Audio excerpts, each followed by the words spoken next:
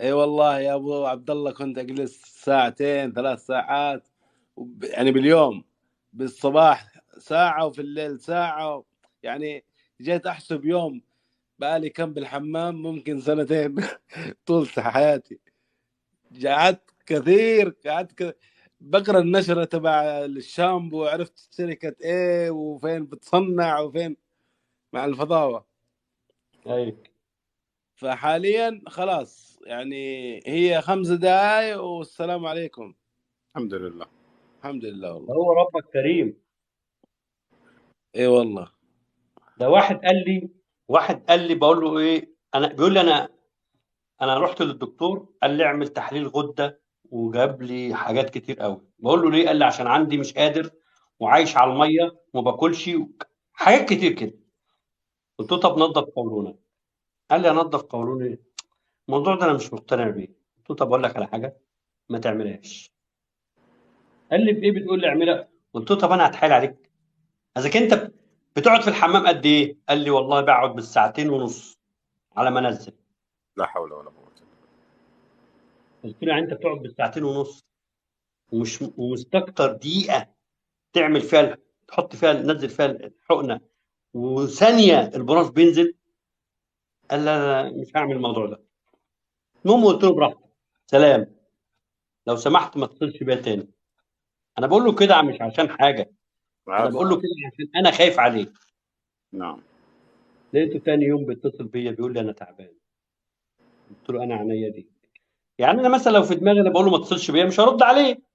صحيح. فقلت له انا عينيا ديك، عايز ايه؟ قال لي اعمل البتاعه دي ازاي، ممكن توضح لي؟ فخدته كده واحده واحده كانك واخد طفل وبتقول له ايه، امشي كده وتسنده كده كده يعني. قال لي بقول لك انا خايف. قلت له خايف من ايه؟ قال لي رحت الصيدلي خوفني منه. قلت له طب هو بيخوفك عشان طبعا. انت ما تخافش، عشان طبعا. تروح تاخد منه ادويه؟ انت بتاخد ادويه بقالك قد ايه؟ قال لي بقالي كتير قوي. قلت له طب جرب مره. صباح كل خير يا مرحبا. قلت له جرب مره. قال لي اشوف. المهم قال لي انا عملت بتاع ده، نمت وقلت مش مجرب. قمت من النوم الصبح بعض في البلاط. لا حول ولا قوة. عملتها. قال لي ايه ده؟ فبقول له إيه؟ قال لي انا ارتحت راحه عمري ما حسيت بيها. قلت له الحمد مش لله. فاهم ايه اللي حصل. قال لي انا عملت زي ما انت قلت بالظبط. حسيت ان انا نزلت كميه فضلات مستحيل انزلها في حياتي قبل كده ولا هذا بعد كده. صار لها سنين. نعم. قلت له بعدين؟ قال لي حسيت ان جوايا في سلام داخلي، كان في صراع جوايا، في سلام داخلي. ونمت. الحمد لله. قمت من النوم، ايه ده؟ انا ما اقوم من النوم مش تعبان؟ اقوم من النوم مش ماسك بطني؟ قال لي اول حاجه عملتها تخيل ايه؟ قلت له ايه؟ قال لي مشيت في الشارع ادور على اكل. اول واحد قابلته لقيت بتاع عدس كده عندنا في مصر بيتباع. قلت له اديني عيش خبز يعني. قال لي كلت 8 ترغفه. ما شاء الله. عيش كده كبير كده، عيش كده كبير كده.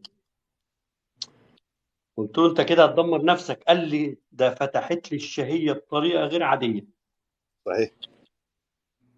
قلت له اه.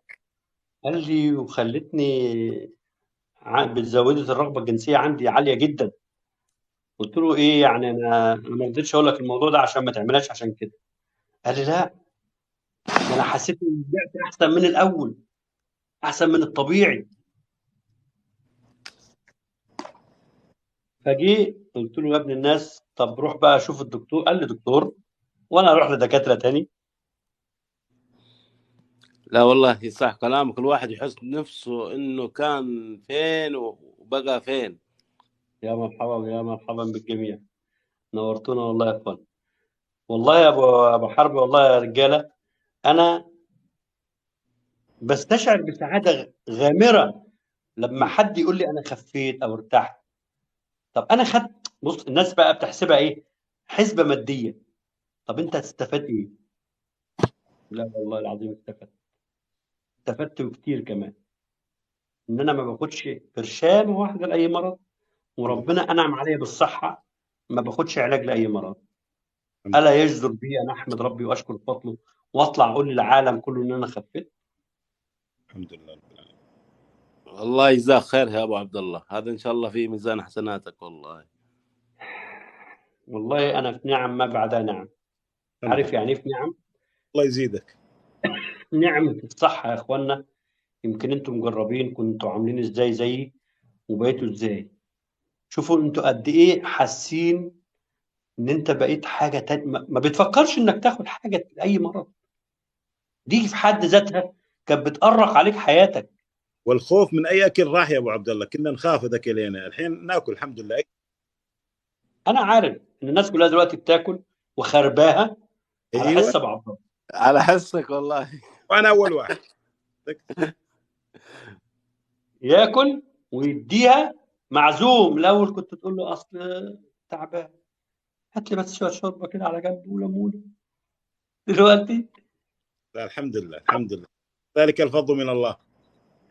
الحمد لله. دلوقتي تقول له ايه؟ شوربه ايه اللي انت هتجيبها يا ابو شوربه؟ اديني.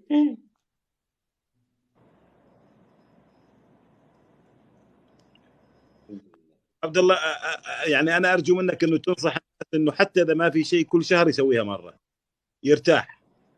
انا نصيحه ان هم ما يعملوهاش عشان يفضلوا يتألموا. لا لا ان شاء الله. تعرف واحد اسمع بس. واحد ماشي مع واحد صاحبه في الصحراء، فطلع ايه؟ طلع له عفريت بيقول له شبيك له بيه. قال له عاوز ايه؟ قال له انا عايز اشوف امي.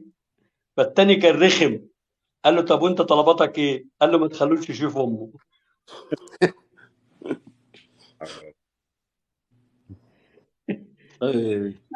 هتفضل تقول لهم اعملوا؟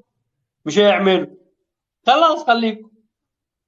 الناس خفت وبقت ترتاح وعايشه حياه مبسوطه. خليكم انتوا كده بقى. اصل انا خايف، اصل الدكتور قال لي، اصل بتاع الصيدليه قال لي. طب ما هو ليه قال لك بس انت عمال بتاخد علاج ليل ونهار. قال لك يكون عندك شهود عيان ويجي واحد يدخل يعني بامكانه يقول تقسم بالله العظيم. واحد قال لي اقسم بالله انك خذيته وخفيت، قلت له اقسم بالله خذيت. بعد كذا صلحها. يعني يبغون شيء واقعي، والحمد لله المجربين كثير. انا عايز اوصل لك معلومه واوصل للناس الموجوده معانا على اللايف معلومه. انا اول ما طلعت اتكلمت انا اتاذيت اذى، اكيد اكيد. لدرجه ان الناس كانت بتتكلم معايا باسلوب انت مين عشان تتكلم. خد بالك. وكان يطلع معايا دكاتره ويطلع معايا مش عارف صيدله ويطلع معايا دكتوره تفضل تنكف فيا ويطلع معايا. ايه يا جماعه؟ انا بقول لكم انا انسان مجرد، لا بقول انا دكتور ولا عندي حاجه ابيعها ولا محتاج منك حاجه ولا الكلام ده كله. فيقول لك هو المصيبه انك مش دكتور، فالناس أيوة. هتصدقك. لا بس شوف الحين. يعني اول امس انا شفت برنامج جايبين 2 دكاتره مصريين استشاريين جهاز هضمي تكلموا عن الحقن الشرعي، بس للاسف ما تكلموا عن القهوه، قالوا بمواد ثانيه. يعني خجلانين يقولون القهوه، قال لك مطهرات مش إيه، لازم تنظف قولونك ولازم وذكروا الامراض. انت عارف هم اتكلموا ليه ولا مش عارف؟ ممكن يكون صدى هالفيديوهات وصلهم، ممكن ايه يعمل حاجه؟ ده 1,000,000% وصل لهم. الحمد لله. هم دلوقتي محرجين. دكتور قالها لي، قال لي تعالى عندنا بلدنا، انا خفيت، تعالى عندنا بلدنا، انا بقى شكلي وحش مع الناس. الحمد لله. ده هم دلوقتي لما انا بقول ايه امتى هنخف؟ طب انا بودي العربيه للميكانيكي، العربيه بتتصلح. انت دكتور ومتعلم وتفضل طول عمري تقول لي امساك مزمن، قولون مزمن، ضغط مزمن، سكر مزمن. ما احنا نخف امتى؟ فلما سمعوا الكلام ده يا عم الحاج قال لك لا، ده الناس بدات تخف مش بالعشرات ولا بالمئات ولا بالالفات، ده بالملايين. فالموضوع سمع. نلحق نفسنا بقى. يا دكتور ابو عبد الله، اتفضل يا اخي.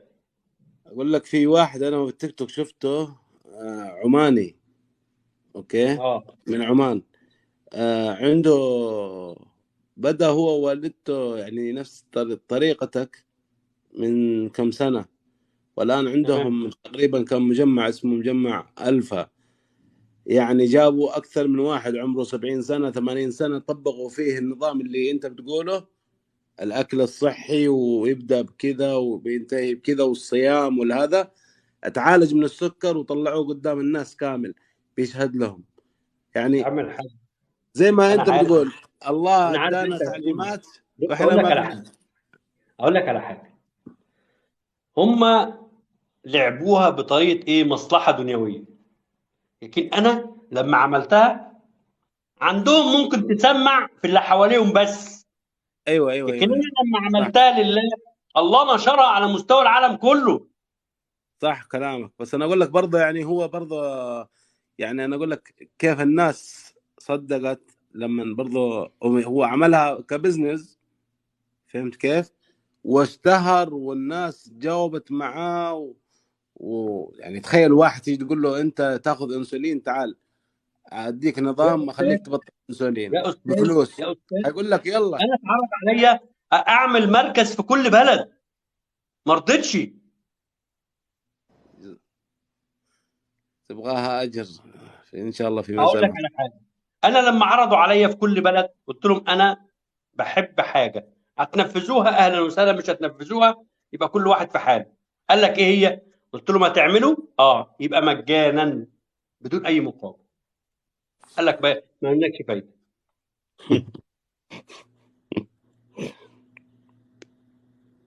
خدت بالك؟ ايه فهم عايزين ايه؟ هم بيبصوا تحت رجليهم، انا ببص قدام. وما عند الله خير وابقى. استاذ محمد، استاذ محمد يا مرحبا، اتفضل.